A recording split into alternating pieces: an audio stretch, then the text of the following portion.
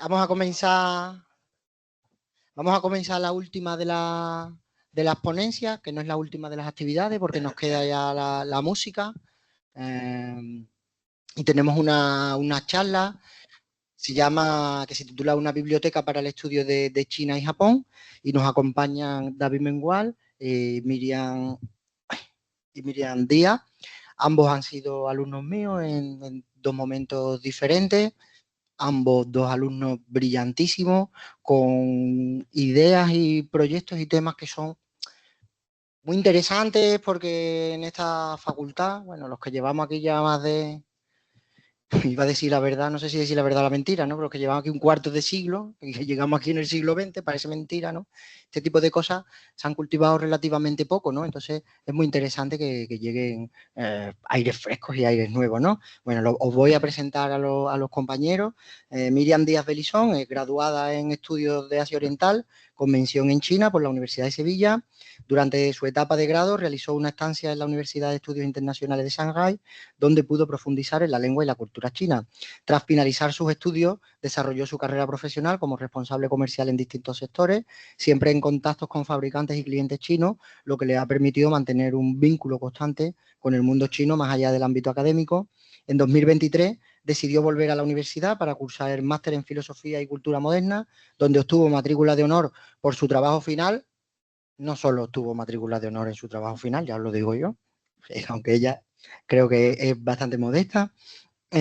Actualmente está desarrollando su tesis doctoral dirigida por el profesor Miguel Pastor con el título provisional de Humanismo Hispánico y los primeros estudios sinológicos, edición crítica y estudio de la República del Reino de China en las repúblicas del mundo de Jerónimo Román. Además, junto al profesor Jesús Fernández y el doctorando David Mengual, su compañero, organiza el Seminario de Filosofía Oriental en esta facultad, un espacio dedicado a la reflexión y el estudio del pensamiento asiático desde una perspectiva filosófica. Miriam es una apasionada de la cultura y la historia china. Fruto de este interés ha creado Andasia, un proyecto activo en LinkedIn y Facebook donde publica contenido sobre la cultura china y los primeros encuentros entre China y el mundo hispánico, con el objetivo de acercar este fascinante legado al público general. Bueno, aparte de todo esto, que es la pequeña biografía de Miriam, aparte, el año pasado Miriam protagonizó aquí un par de momentos que han quedado ya como hitos de la facultad. Un día, gracias a nuestro compañero Fernando Infante, se paseó por aquí vestida de, ¿no? Con su kimono chino y tal y cual, ¿no? Y está todo aquí todo el mundo un poco revolucionado aquí, qué es lo que pasa. Y algo que quedó un poco más en petit comité, pero Fran y yo pues, tuvimos la suerte de escuchar a Miriam leer un poema de Baudelaire en chino, ¿no? Porque estuvimos estudiando a Baudelaire en francés para escuchar las sonoridades, la poesía y de las palabras, y Miriam tuvo la deferencia de hacernos oír, hacernos escuchar a Baudelaire en chino y fue increíble, ¿no? Así que nada, bienvenida, muchas gracias por participar. Y a su izquierda está David Mengual Garcerán, otro alumno y otro filósofo pujante con gran futuro, es doctorando en la Universidad de Sevilla, donde desarrolla su investigación bajo la dirección de José Manuel Panea y Jesús Fernández. A partir de junio de 2025 se incorporará como personal investigador en formación en esta misma institución. Su tesis doctoral, titulada Contribución a una teoría crítica de la sociedad japonesa, se propone establecer un diálogo entre la filosofía postcolonial y la tradición de la Escuela de Frankfurt, con el objetivo de abrir esta última al análisis de la modernidad japonesa desde una perspectiva crítica e intercultural. Bueno, esto no lo pone él aquí, pero ya os lo digo yo, esto de aunar y estudiar la cultura japonesa y la cultura crítica en la Escuela de Frankfurt, esto es una pasada. Yo estoy deseando que termine a ver por dónde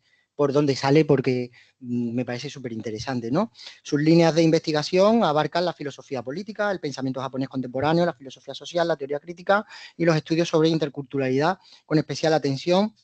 a los cruces entre categorías filosóficas occidentales y formas de pensamiento propias del contexto asiático. Además de su labor investigadora, forma parte del equipo de coordinación del Seminario de Filosofía Oriental de la Facultad de Filosofía de la Universidad de Sevilla, junto a los profesores Jesús Fernández y Miriam Díaz Belizón, espacio dedicado a la reflexión filosófica sobre Asia de una perspectiva rigurosa e interdisciplinar. Y además, que aunque él no lo ha puesto ahí, es también compañero nuestro de nuestro grupo de investigación, equipo de filosofía de la cultura, del que forma parte desde hace relativamente poco. y que bueno, últimamente hay algunos grupos de investigación que a veces funcionan un poco más, un poco menos. Seguro que con el impulso de gente como David vamos a tener un grupazo de investigación ahí increíble y nada. Y antes de darle la palabra a los dos compañeros, me vais a excusar que en 5 minutos me marche porque tendremos que seguir organizando el concierto y estamos ahí un poco liados y no me puedo desdoblar. Así que bueno, os dejo en ultra buenísimas manos.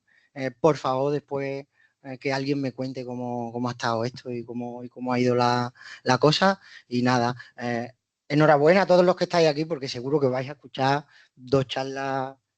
fenomenales. Así que nada, muchas gracias de nuevo. Gracias a ti.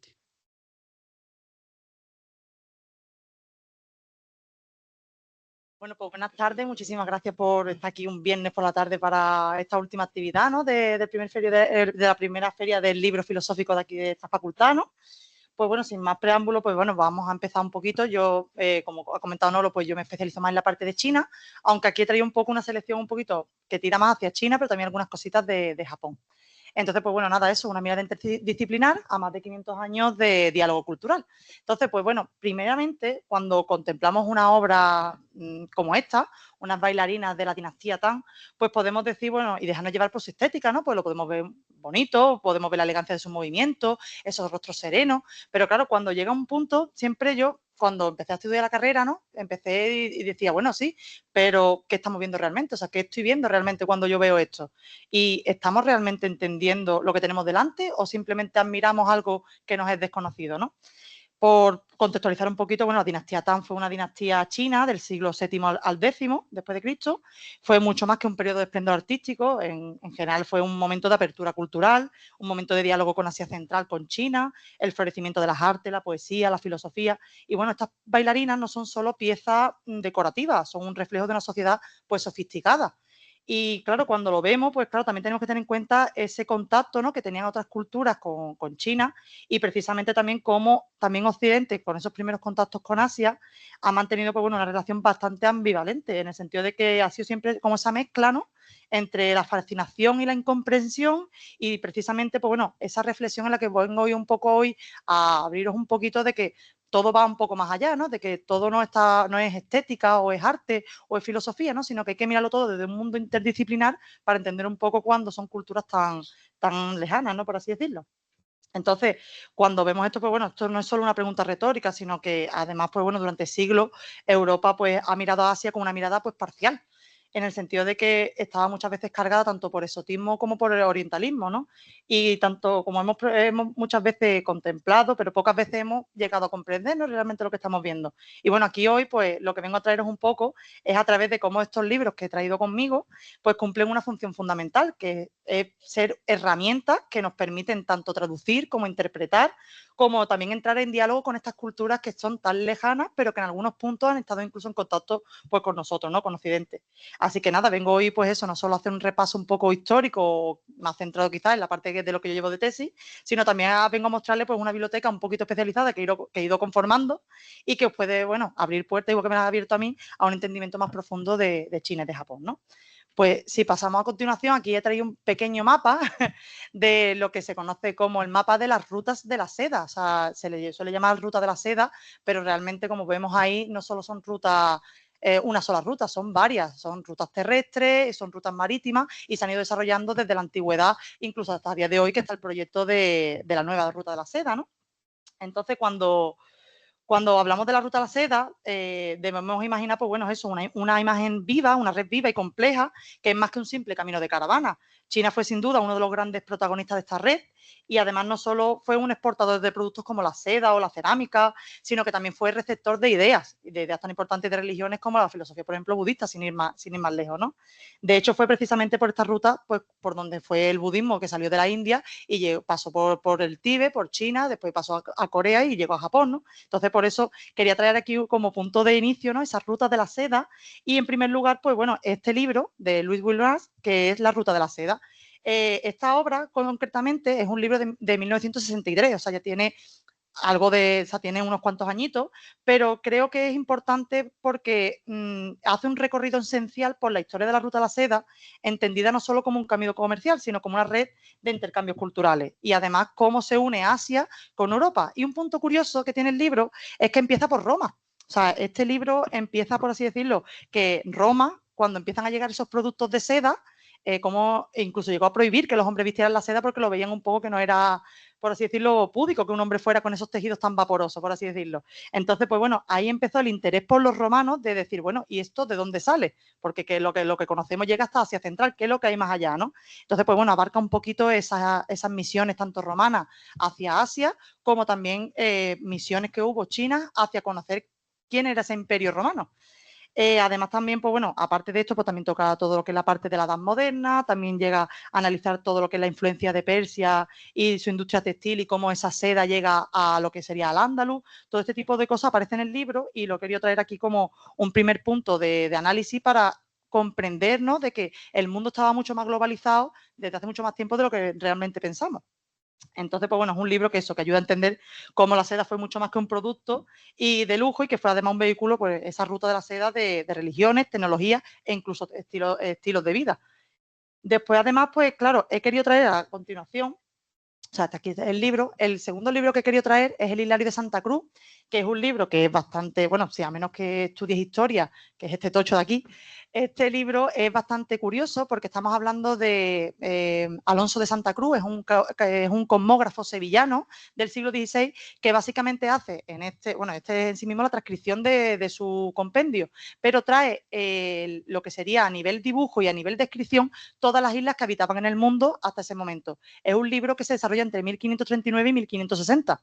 ¿Y por qué lo traigo aquí? Pues lo traigo aquí precisamente porque al traer todos los mapas de esos territorios insulares que hay en el mundo, encontramos uno de los primeros representaciones occidentales de Japón, Zipango, que era como se conocía en el siglo XVI. Entonces es bastante curioso como cuando vemos Zipango, que aquí es como lo representa Alonso de Santa Cruz, hace una descripción de la isla que bajo mi punto de vista y bajo mi interpretación, que esto es una cosa que estoy un poquito llevando a cabo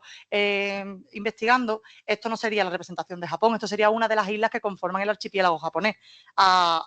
mi punto de vista creo que es Kyushu, la isla de Kyushu, la que está al sur, y es curioso pues, porque entre otras cosas, pues bueno, Alonso de Santa Cruz, pues él describe cómo Japón tiene más de 7.000 islas, habla de las riquezas naturales como el oro, las perlas, también habla así como las relaciones que tienen los japoneses con los extranjeros y cómo son totalmente crueles. Incluso llega a hacer también algunas reflexiones de cómo son a nivel idolátrico, que es una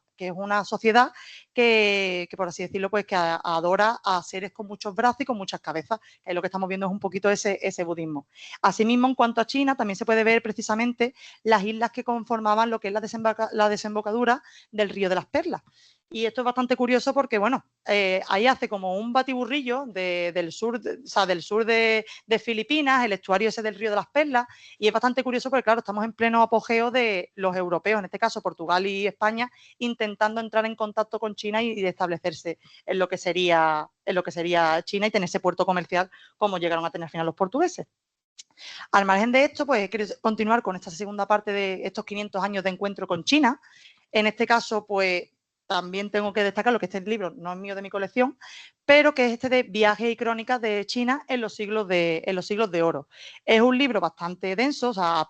las páginas son tipo Biblia, pero es bastante curioso porque, claro, aquí trae consigo lo que serían 3 descripciones de China, de las primeras descripciones de China, entre ellas pues la del discurso de la navegación de Bernardino de Escalante en 1577, donde sirve de base todo el conocimiento que hay sobre China y que después sirve para otros libros como el de González de Mendoza y su famoso Historia de las cosas más notables y ritos y costumbres del Reino de la China, así como otros. Entonces, aunque es un libro denso, sí es verdad de que a la hora de abarcar cómo vimos esos primeros encuentros de los españoles con China, esto lo recoge bastante bien. Entonces, por eso quería traerlo aquí.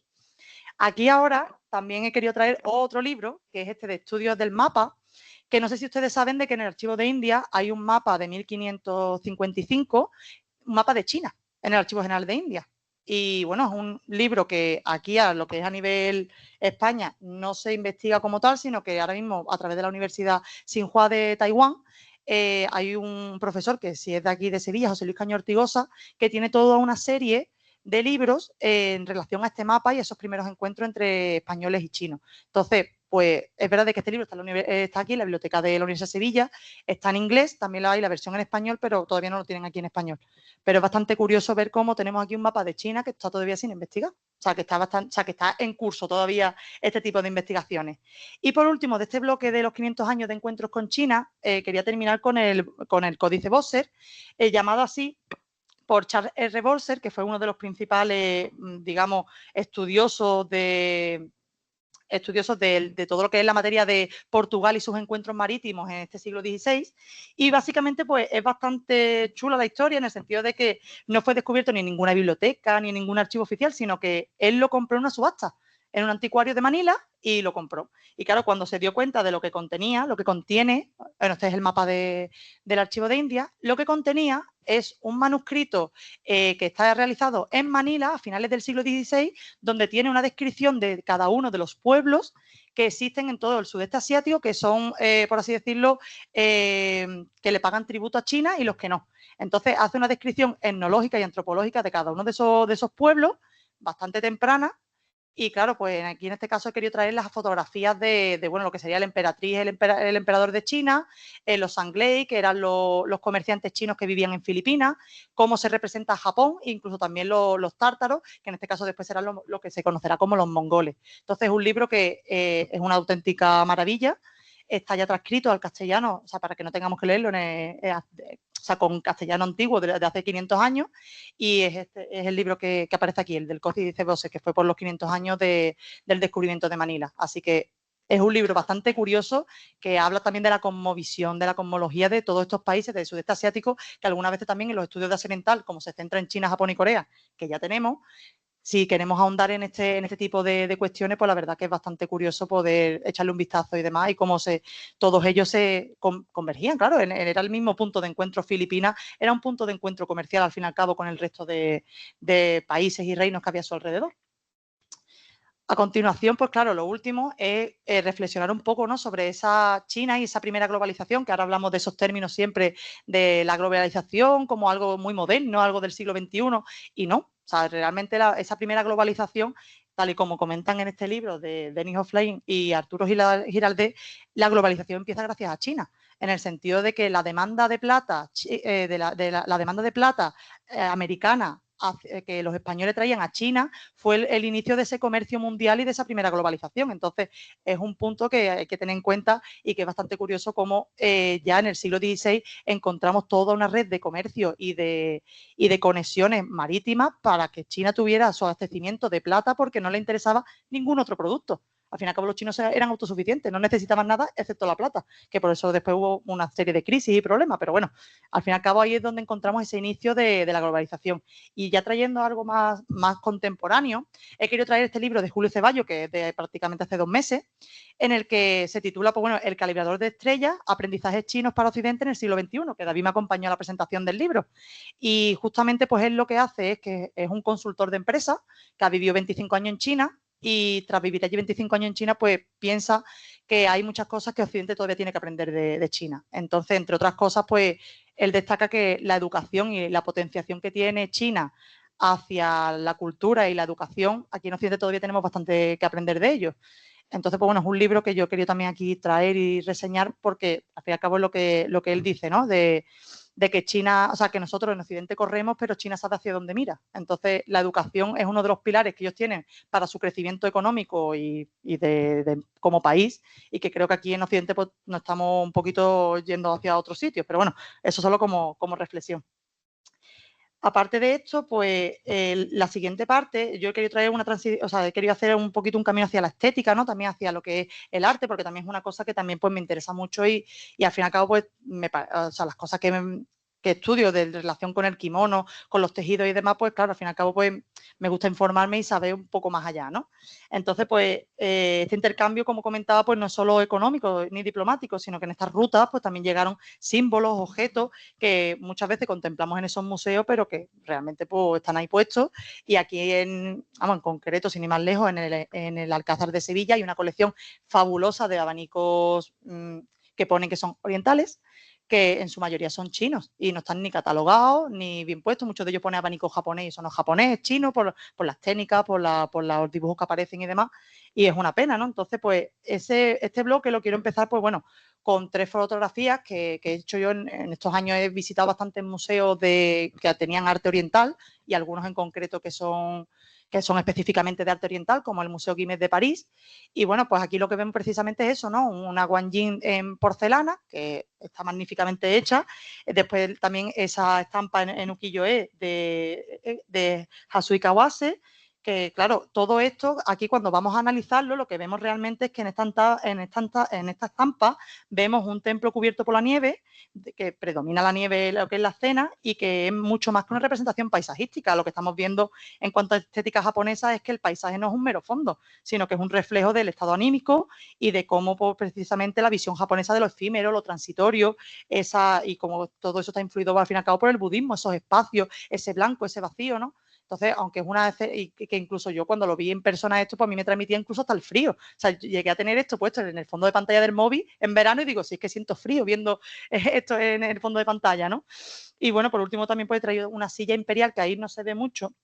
pero para que se hagan a la idea es una silla de un emperador que está hecho en laca roja. Claro, el proceso de lacar es muy complejo, llega incluso a tener cientos de capas de resina y luego se tallan. Entonces aquí pues, podemos ver una silla bonita, pero claro, si estudiamos un poquito más a fondo, lo que rodea el centro de la silla es precisamente un dragón, que es el símbolo imperial, al fin y al cabo. Entonces, todo eso, pues claro, eso significa la eternidad, la longevidad del emperador, pues todas estas cosas, si no acogemos a libros que nos enseñen sobre esta simbología, pues carece un poco de sentido. Podemos verlo y lo podemos pasar de largo, que lo mismo pasa para cualquier otra cosa que podamos ver en un museo, por supuesto.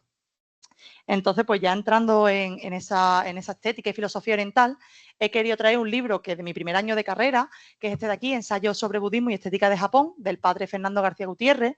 que es un libro de este jesuita que murió hace unos años aquí en Sevilla y que la verdad que es una obra clave, yo creo, para entender esa relación íntima que hay entre filosofía y el arte japonés y también entendido como arte oriental. Él insistía además en algo que a veces olvidamos, que es que el arte oriental no se puede interpretar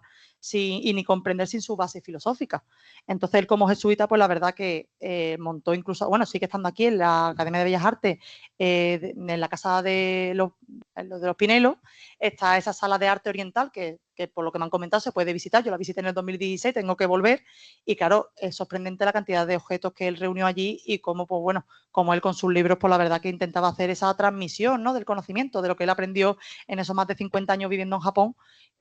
cómo él lo condensa en esos ensayos sobre filosofía y arte, ¿no? Entonces, por eso he querido traer aquí como un punto de inflexión, porque este libro no se vende ya como tal, pero por Iberlibro y por todas estas páginas de segunda mano se puede todavía conseguir. Y luego, pues también he querido traer aquí uno que también es de mi primer año de carrera, que es el del Elogio de la Sombra de Junichiro Tanizaki, que yo creo que para aquellos que no se han iniciado del arte oriental ni que no conozcan de estos temas, creo que es algo bastante asequible. Son poquitas páginas, creo que son 80 páginas, 90 páginas son, y te sumerge completamente en ese punto de conocer esas diferencias entre la estética occidental y la estética oriental, ¿no? De cómo es la belleza de la sombra. O sea, el propio Tanizaki dice, la belleza no está en los objetos, sino en la sombra que proyectan, ¿no? Y cómo esa reflexión, pues bueno, va mucho más allá del arte, es una forma de estar en el mundo para el mismo, y es una filosofía que valora el silencio, el espacio vacío, la imperfección, volvemos otra vez a comentar eso, conceptos que chocan, pues bueno, frontalmente, ¿no? Con nuestra obsesión quizás por lo nuevo, lo brillante, lo perfecto. Entonces, pues quería aquí traerlo también como uno de esos libros que a mí me marcó en mi carrera, cuando empecé, claro, el primer año de carrera. Entonces, pues además de eso, pues cuando recorremos esos museos, pues yo he tenido esa suerte, ¿no? De poder visitar estos museos. Este, por ejemplo, el catálogo del Museo Guimet, que es el Museo de Artes Asiáticas Nacional de Francia. Pero claro, a mí me sorprende porque cuando fui a su biblioteca, allí hay lo más grande, de todo, del sudeste asiático, de la India, de greco-budismo, de Japón, de China. Pero cuando pregunté por su catálogo, yo digo, yo me voy a llevar de aquí lo más grande. Esto es lo que tiene este libro tan finito que es como la guía de la colección para no perderte cuando estás por allí. Y pregunté, digo, bueno, ¿y no hay nada más? No. Es verdad de que su museografía está bien, no está mal, pero claro, te quedas con ganas de más de que, claro, es un museo que no es barato de entrar y que el hecho de que no tenga un catálogo quizá más amplio para poder retomar lo que tiene allí dentro, pues es una pena, ¿no? Sin embargo, por otro lado, en contraposición a eso, fui al British Museum, que por desgracia me tocó que las salas de China y Japón estaban cerradas cuando fui, pero la parte de lo que era porcelana sí estaba abierto, o sea, todo lo que era la cerámica sí estaba abierto esa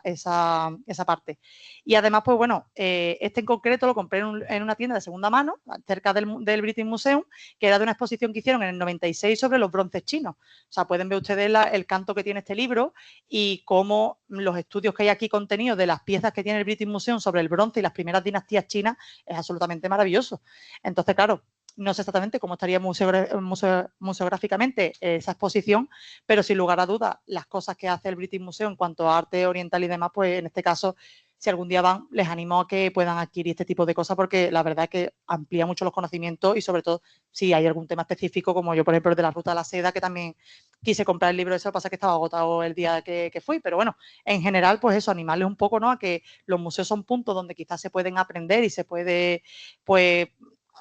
claro, coger ese conocimiento que hay en esa sala, pero por también esa doble crítica a cómo aquí, por lo menos en España, lo que hay queda todavía mucho por avanzar, queda mucho porque haya, o sea, que se les pueda contratar a especialistas de Asia Oriental en estos temas y que tengamos una correcta catalogación de muchas piezas de arte y de muchas cosas que cuando van están mal catalogadas o metidas en un armario y ahí se queman. Entonces eso como reflexión ahí un poco. Y ya pues bueno, para finalizar un poco, pues eso, la comprensión y la interpretación, lo que les estaba comentando antes. Y ya por último, pues quería hacer como ese tejiendo cultura, ¿no? Ese diálogo textil, ¿no? Que hay entre Japón, China y España. En primer lugar, pues bueno, si hablamos de esos objetos que cuentan historias de ida y vuelta, pues entre Asia, América y Europa, pues el mantón de Manila es sin duda uno de los mejores ejemplos. En este caso fue una exposición que hubo en la Casa de América de Madrid sobre el mantón de Manila, donde había pues más de 30 mantones de Manila antiguos, preciosísimo, porque a mí me encanta lo del tema del mantón de Manila, y Verónica Durán Castillo pues tiene esos mantones en colección, va haciendo exposiciones por diferentes partes de España, y bueno, es un recorrido excepcional por la historia de este objeto, que aunque hoy lo asociamos a ese folclore español, ¿no? A ese folclore bueno, incluso de las cigarreras, ¿no? De aquí de la fábrica de tabaco y demás, ¿no? Pues tiene un trasfondo y tiene una raíz asiática, en el propio nombre, Mantón de Manila. O sea, al fin y al cabo, lo interesante de esta obra no es que se queda en una anécdota histórica, sino que se presenta como una extensa colección de mantones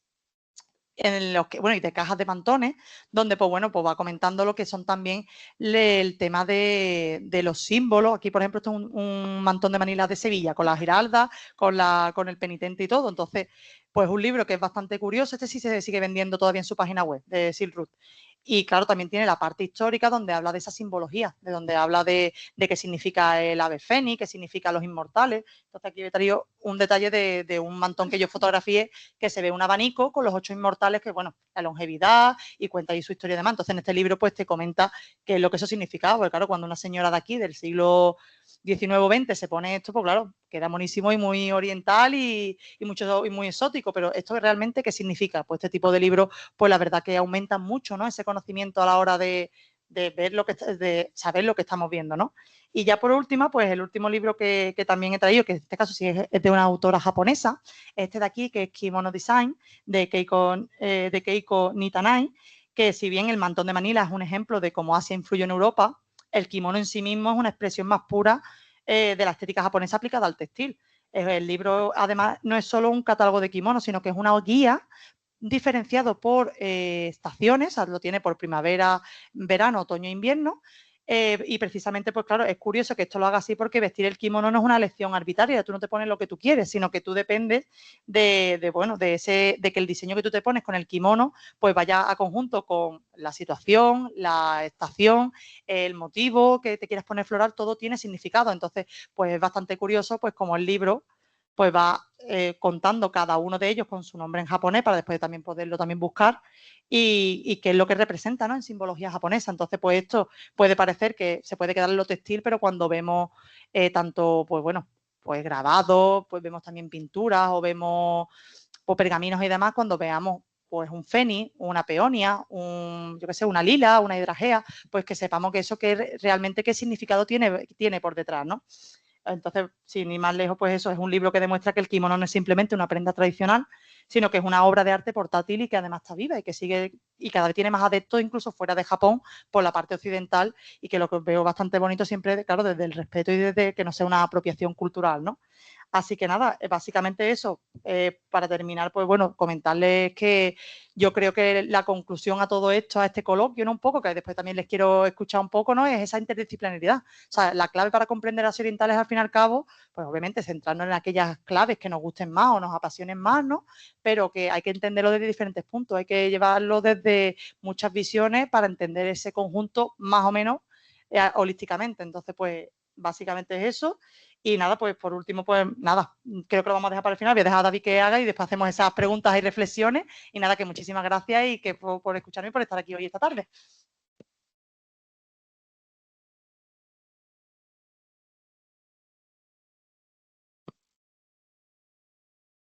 Bueno, después si queréis ver los libros o lo que sea, o queréis ver algunos, simplemente. Sí, sí, claro, después si queréis ver alguno en directo.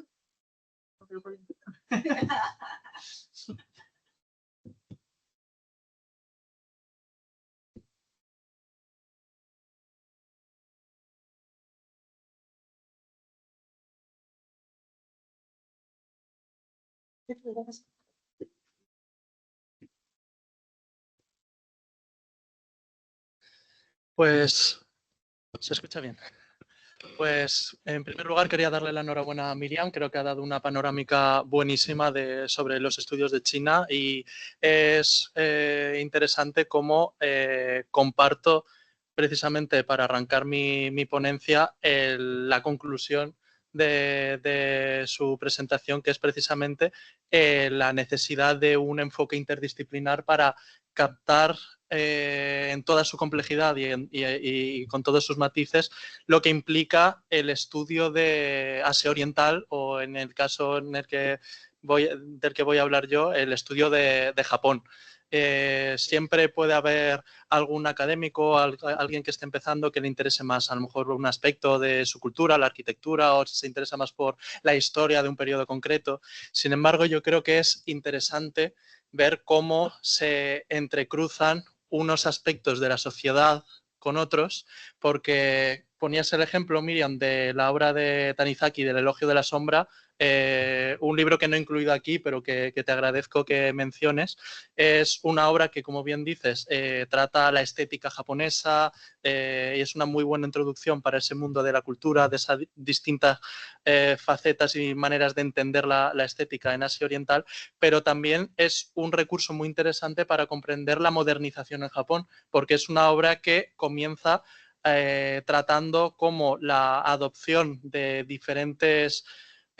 formas de decoración en Japón inspiradas por Occidente, pues generaron ciertos conflictos con tradiciones autóctonas, como el uso de las luces de neón y demás. Así que a través de una obra aparentemente estética o circunscrita solamente al ámbito de lo estético, también podemos captar otros matices que nos retrotraen a otras esferas de la sociedad, como es la modernidad con todas sus implicaciones sociales, incluso políticas. Y por eso lo que yo vengo a proponer aquí es una panorámica general a partir de algunos libros que considero esenciales. Doy por hecho que vosotros, el público aquí presente, no está demasiado familiarizado con el estudio de Japón, o si bien conoce alguna referencia. Yo he planteado esta ponencia como una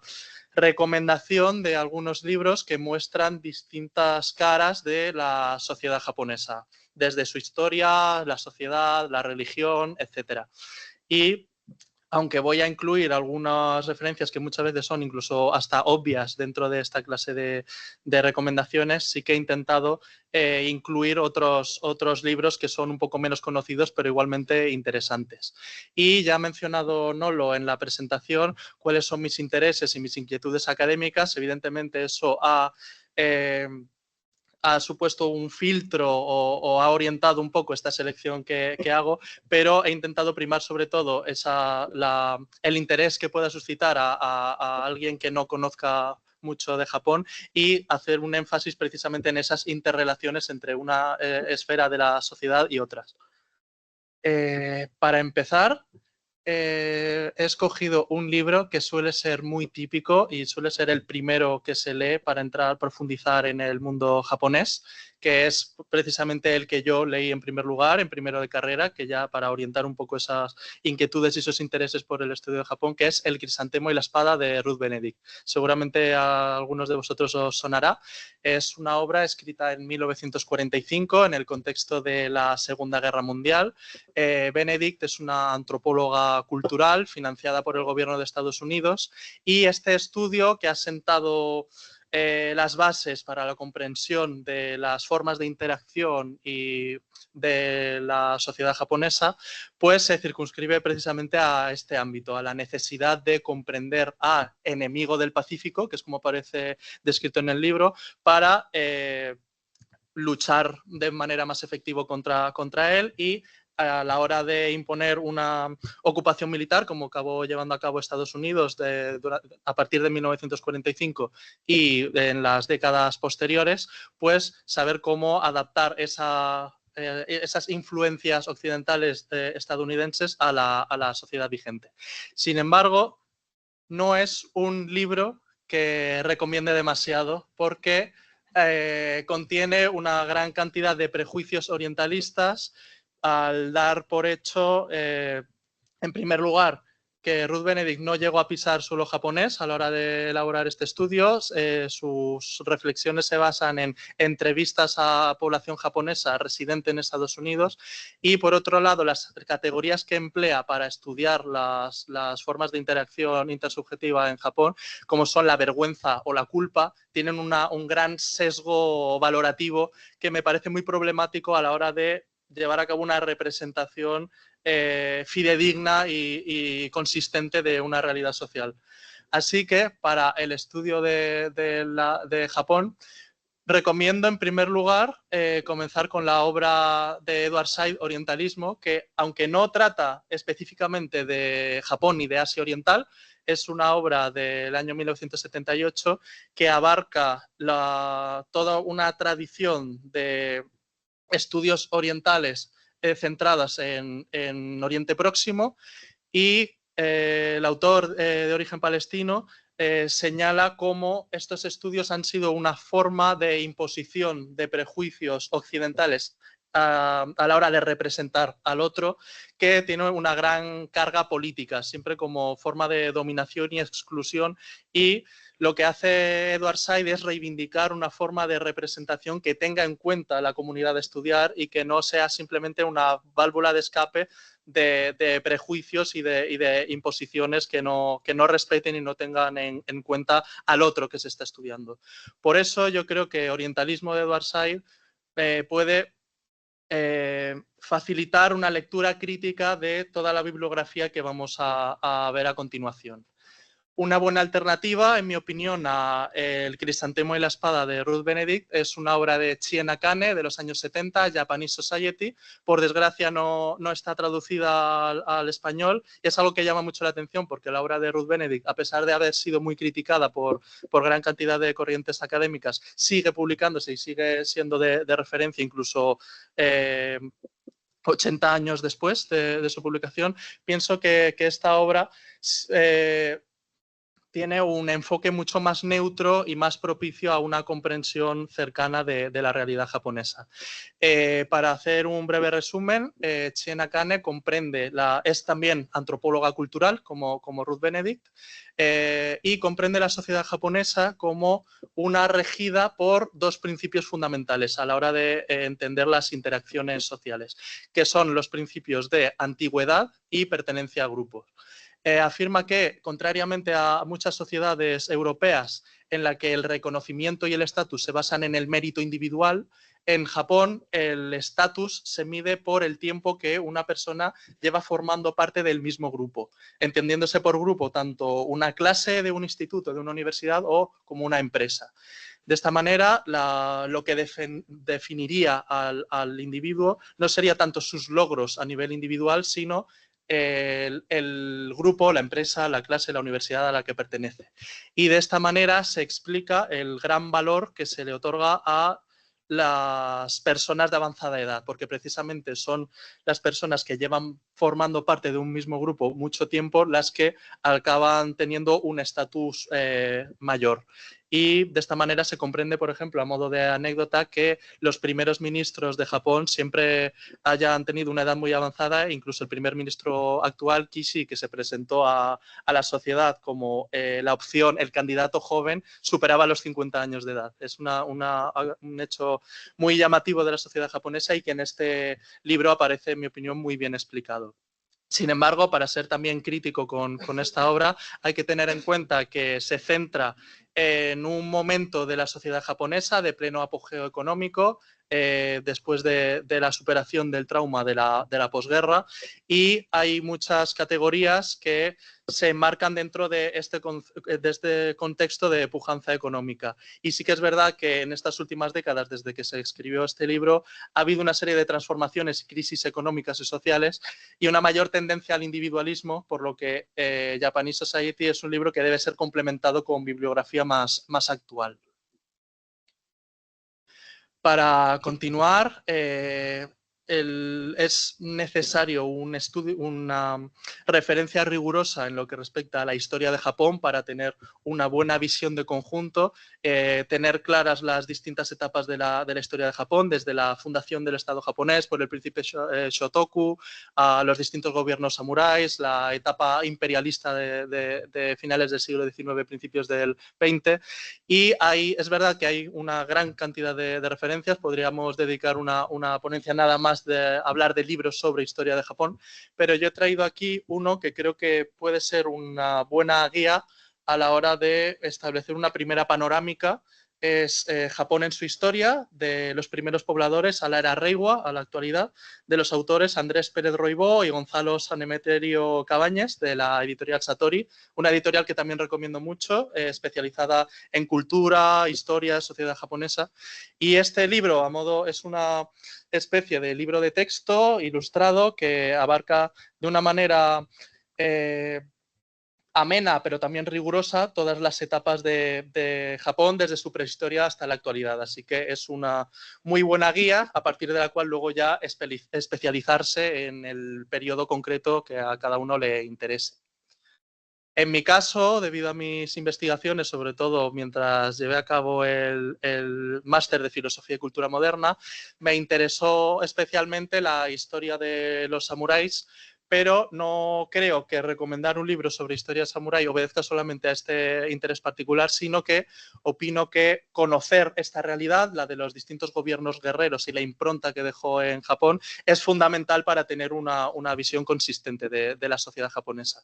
Y para entrar de lleno en este periodo es muy útil esta obra de Jonathan López Vera, Historia de los samuráis. Es también un libro con una prosa muy sencilla, muy accesible, pero que permite una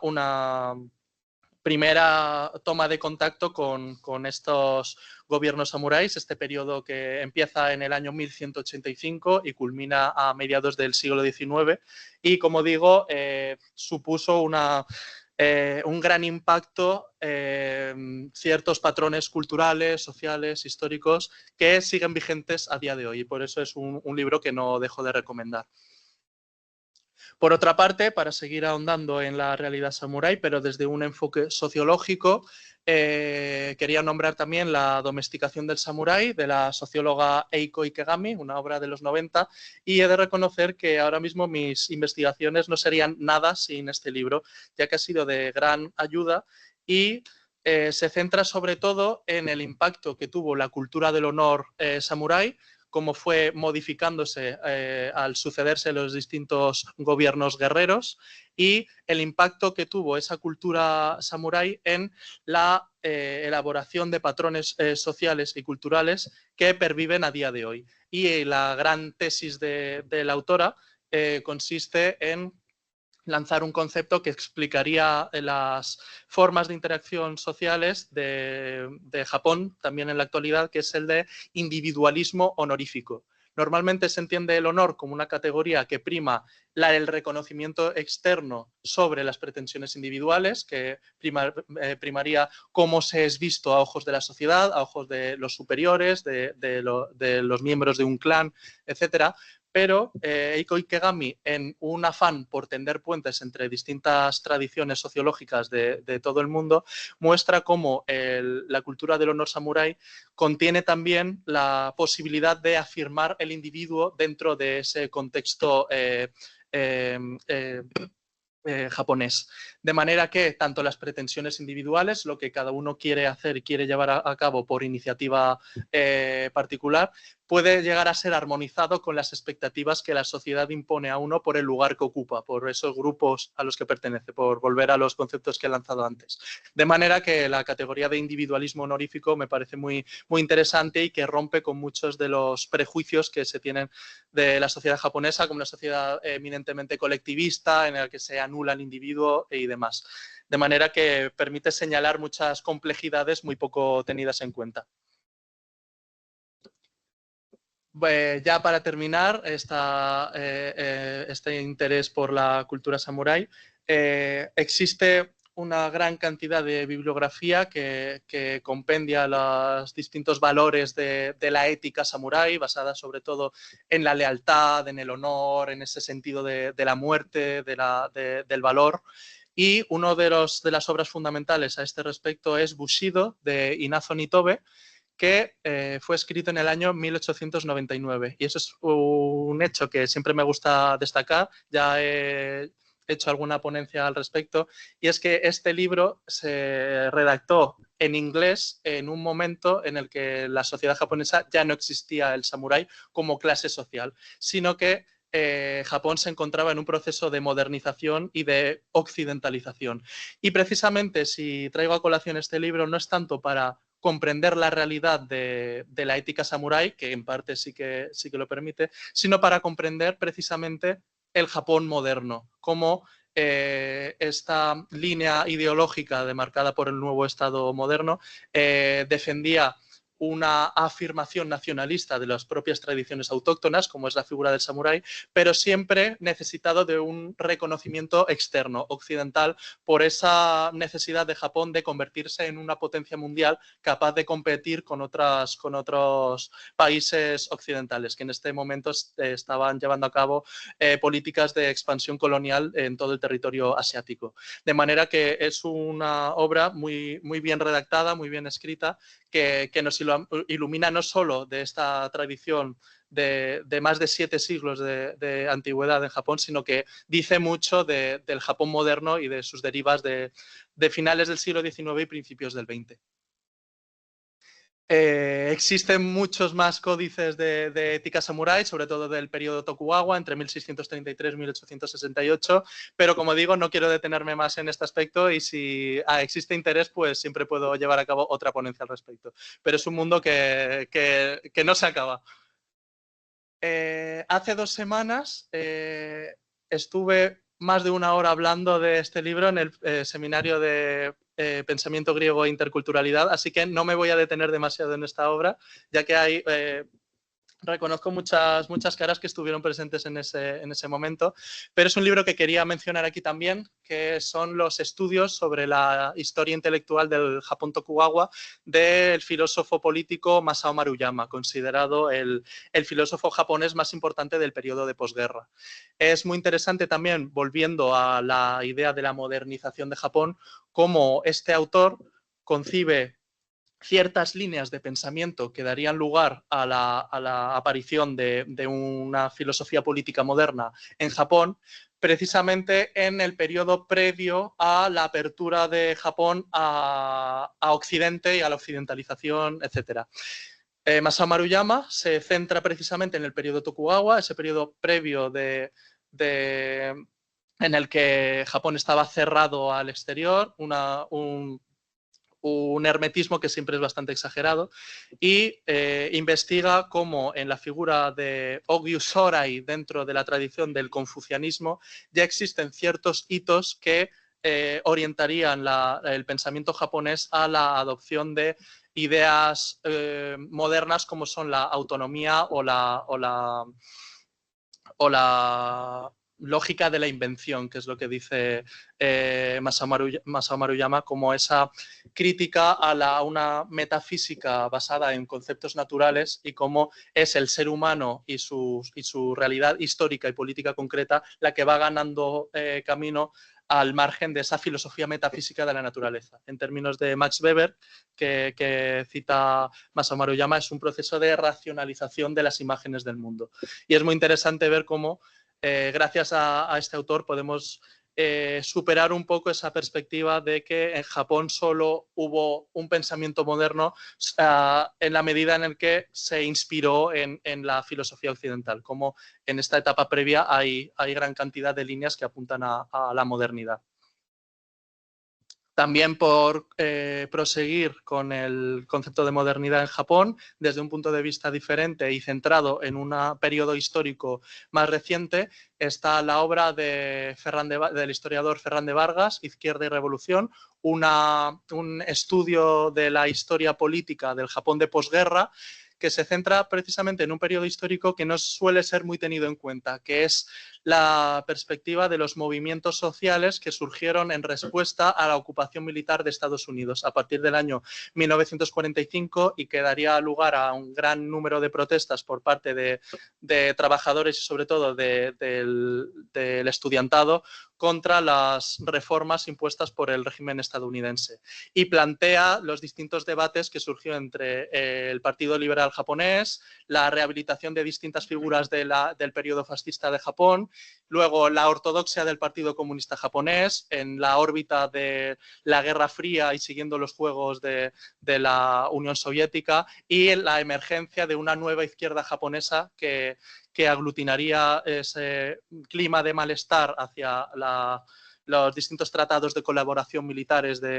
con Estados Unidos y que serían de inspiración para otros movimientos a escala mundial del mayo del 68, por ejemplo. Y es un libro bastante asequible que está en la biblioteca de la Universidad de Sevilla y que creo que es muy interesante. También ubica al autor del libro que he mencionado antes, Masao Maruyama, dentro de ese contexto político de protesta hacia esa segunda modernidad que supuso la ocupación de Estados Unidos y esa izquierda, esa nueva izquierda, esa izquierda ortodoxa, las pugnas que hubo entre ellos y demás. Es una obra bastante pertinente y que estoy investigando además ahora mismo.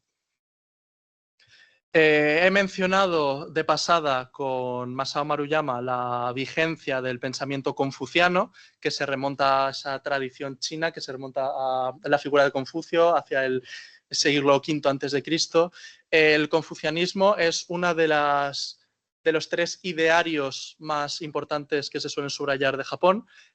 y siempre la categoría de religión es muy controvertida, ya lo estuvimos viendo ayer en la ponencia de Javier Pérez Jara, cómo el confucianismo se resiste a ser considerado como una religión, abarca también muchos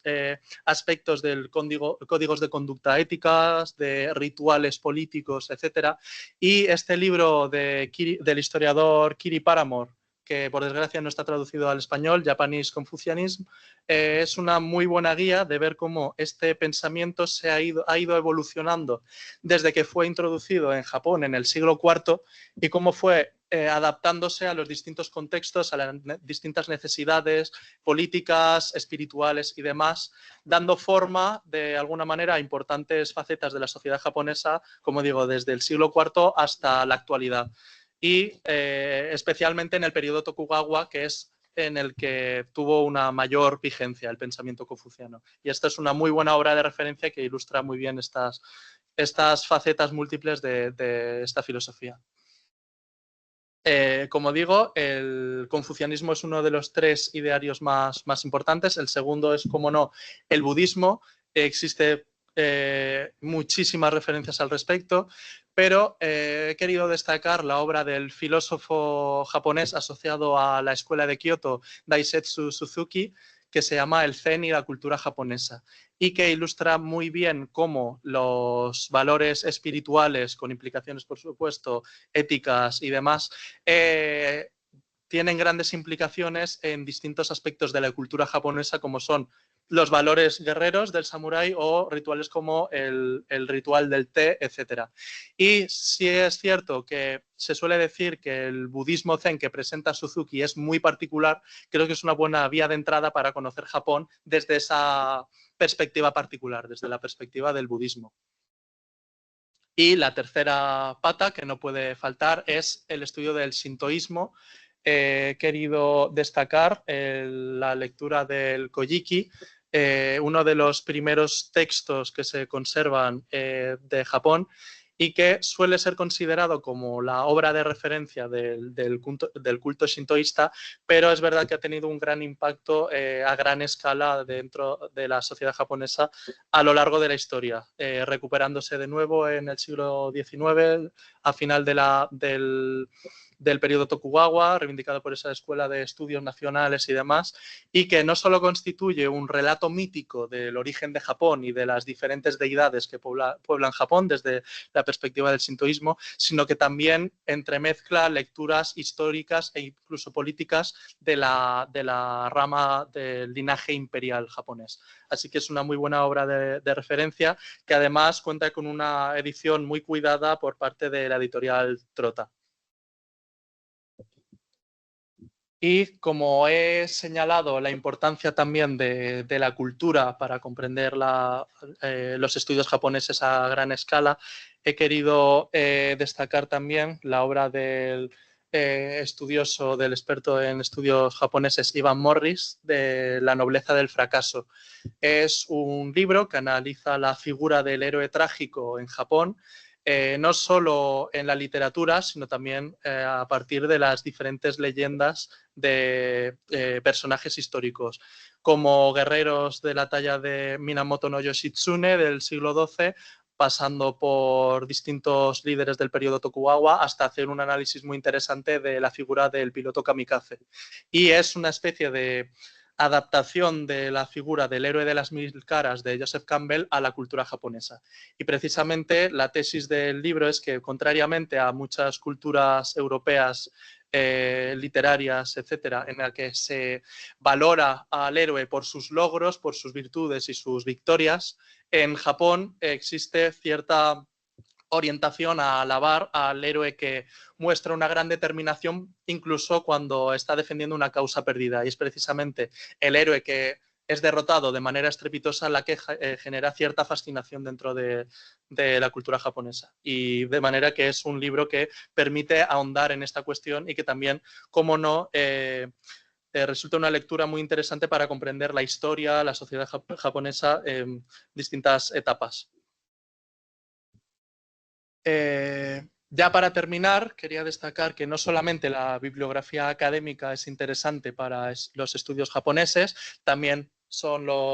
es interesante sumergirse en la lectura de distintas novelas. Por ejemplo, he traído aquí a Mishima, Dazai, Akutagawa, etc. También se me olvidó mencionar a Tanizaki, pero es un muy buen ejemplo para tener una perspectiva de primera mano de distintas formas de narrar, distintas inquietudes, otros aspectos de la sociedad, etcétera, a tener en cuenta. Y, como no, no solamente la novela, sino distintos formatos audiovisuales, para los que tengan un interés en Japón como totalidad, pues siempre son bienvenidos. Y para finalizar aquí,